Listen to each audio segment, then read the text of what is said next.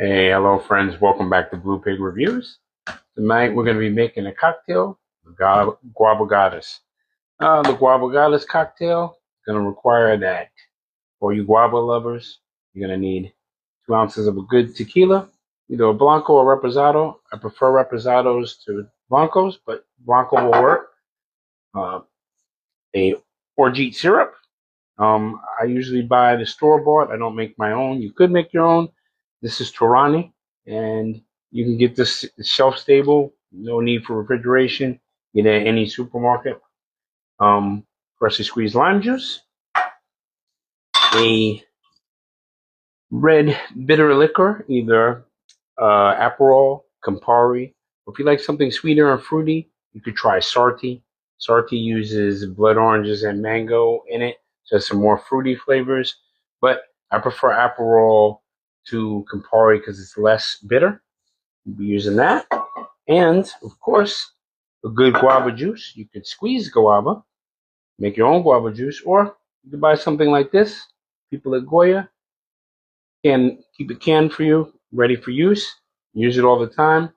Good guava taste. We compared it to other guava juices before we used it. Works for us. We're going to use that tonight. And you need a shaker tin full of ice. And you may want some crushed ice for your glassware at the end. If not, you can put it over ice. But let's get mixing. So in your ice-filled shaker tin, you're going to need 2 ounces of your tequila. And here we're using Casadoras. Casadoras is our house tequila, and it's Reposado. I feel the barrel aging adds to the flavors of most cocktails. It doesn't always shine through, but it does for most of mine. You know, I find it makes a slight difference. And then you're going to need a 1/2 ounce of lime juice, your freshly squeezed lime juice. Here, mine's already pre-strained, so you don't have to watch me double strain the pulp out of my freshly squeezed lime juice. You're going to need a 1/2 ounce of your Orgeat. Orgeats are almond syrups. You find them in a lot of tiki cocktails. They add body as well as like a light nutty taste to the cocktail. And, you know, you can taste around and figure out what works best for you. Aperol, or Campari, or Sarti, but we're using Aperol here. A little overpour, a little extra Aperol, a little extra bitterness. And you're going to need 1 ounce of your guava juice. Here we're going to use that Goya.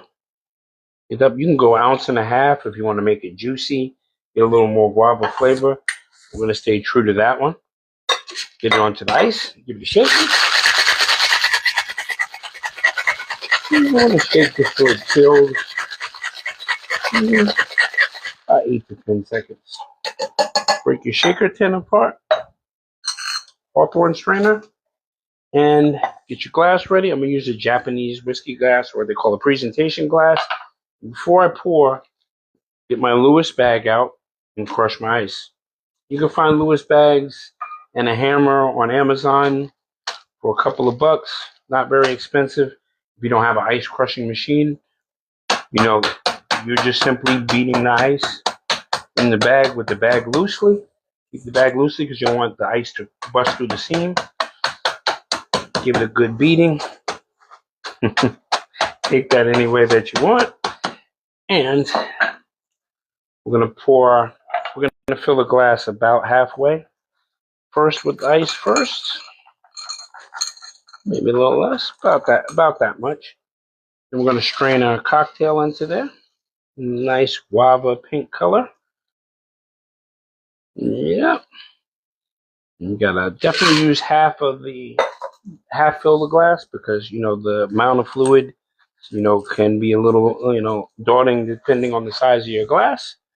And got that set. And we're gonna garnish that with either tropical fruit, but here I'm gonna garnish it with a little bit of orange peel. I'm gonna make a slashed orange peel and press a little bit on the top, and then put it in there. And there you have it. The Guava Goddess. Let's give it a taste.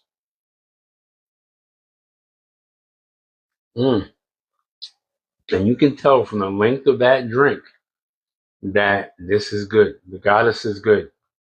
So let me tell you, you get everything. You get the guava, get a little bit of that bitterness. The Orgeat gives it a nutty kind of vanilla body, and the lime juice adds a little bit more bitterness to it. But on that, the guava juice keeps it nice and at that right level of sweetness.